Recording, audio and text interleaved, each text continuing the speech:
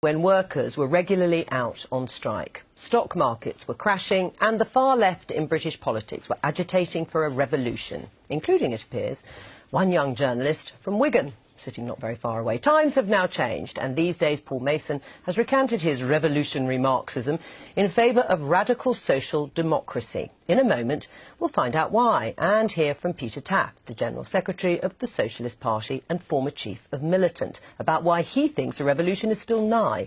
But first, let's go back to 1987 and hear the views of a couple of familiar faces.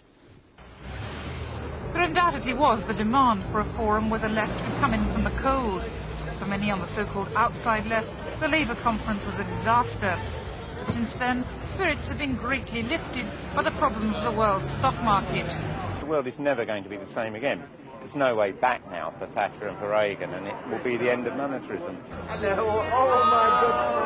Tony Benn, as the host, hoped it would be a kind of family reunion for the left. But it was a family with immense strains, as well as over 1,000 Labour members. There were many people from way outside the party, like Socialist Worker, and interests like Workers' Power. It's a tendency within the Labour Party. To do what? To organise, to build revolutionary politics within the Labour Party and outside it.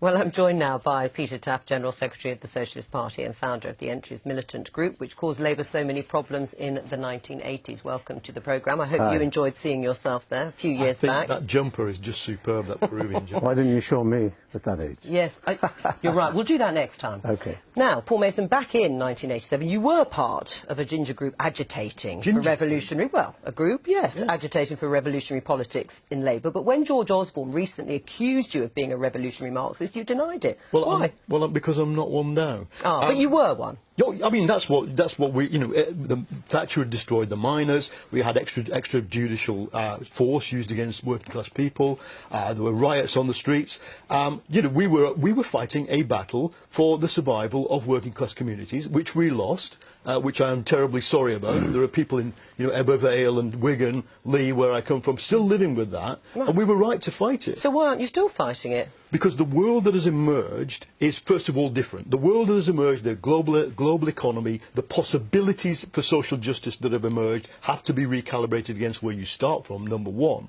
And for me, personally, the journey I've taken is that I think the revolutionary left politics of the 1970s and 80s had this fatal weakness of failing to understand that what most working class people and what ordinary people who work now, let's leave aside the labels, want is an area of self-control within capitalism, within the system. That's what people like Nye Bevan fought for. That's what, as a trade unionist as well as an MP, that's what I would fight for now. Are you disappointed by this change of heart? Paul Mason says he's just adapting to the world as it is today. You're stuck in the 1970s, 80s. No, I think he's changed his position, and I think that's regrettable, as he's explained. Because I think there's even more of a case today for the battles that we fought 30 years ago, and we won some of those battles. It wasn't all losses. We were the people, that is militant, now the Socialist Party, who took on Thatcher in Liverpool and defeated her. She was forced to give big concessions to the working class of Liverpool. We were the people also who mobilised 18 million people to defeat the poll tax, and if you read Mrs. Thatcher's biography, you will see she admits in there that that battle, Paul, led to her resignation. It wasn't the EU. Now, those lessons are relevant for today. What does Jeremy Corbyn's election to the leadership of the Labour Party represent?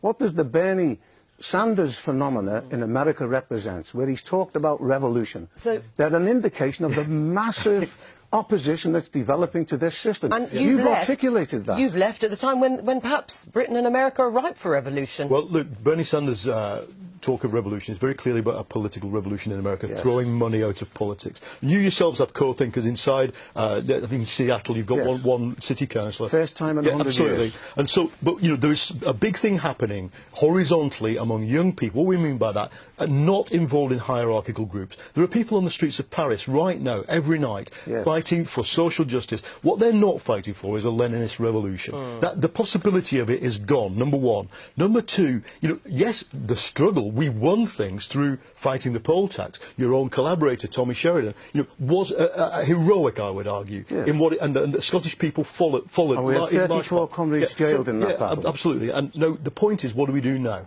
What do we do now, I think, has to be a mixture of resisting the austerity, resisting the injustices that have been inflicted on people, and parliamentary action. And you We're in yourself, favour of that. you can't even look. Why don't you? Why don't you just come in? Join the Labour Party.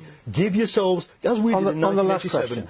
As we did in '97, that was a Labour Party. Yes, I was part of the Labour Party. Why don't you do we that? would like to join the Labour Party. I think you should in the same way as the co-op. But do you still want a Leninist Marxist revolution? Yes, in the same way as the co-op. But Paul Mason says people don't want that. Paul, no, he's dragging in the idea of Leninism as a hierarchical, centralised... But do you still believe in Leninism? We believe in parties, yes, because we don't believe that will be a spontaneous movement that can overthrow the most ruthless capitalist class that we've had in history. They are absolutely ruthless. They've been trained to rule. You know, what the phenomena that you've mentioned with Podemos and others, it's a step forward. Right. The Corbyn movement's a step forward, but it's a kind of anti-party party. Because you'd like it to be the sort of party you want it to be, which is this overthrow of the capitalist class. Yes, but we believe that will be arrived at by democratic discussion and debate. We would like to be part of the Labour Party.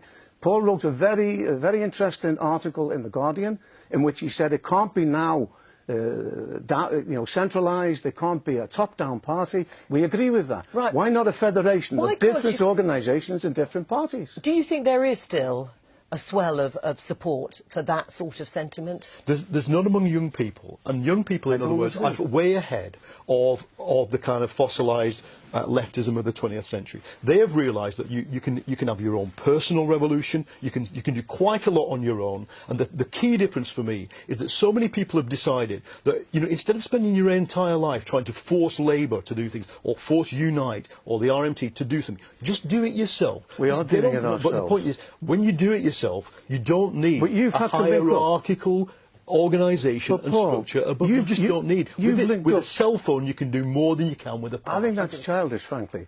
I think that what you've explained in your book on post-capitalism is the enormous repressive apparatus that the ruling class worldwide has built up. You gave a very good phrase where you said, think about Manila in Gothenburg. Yeah.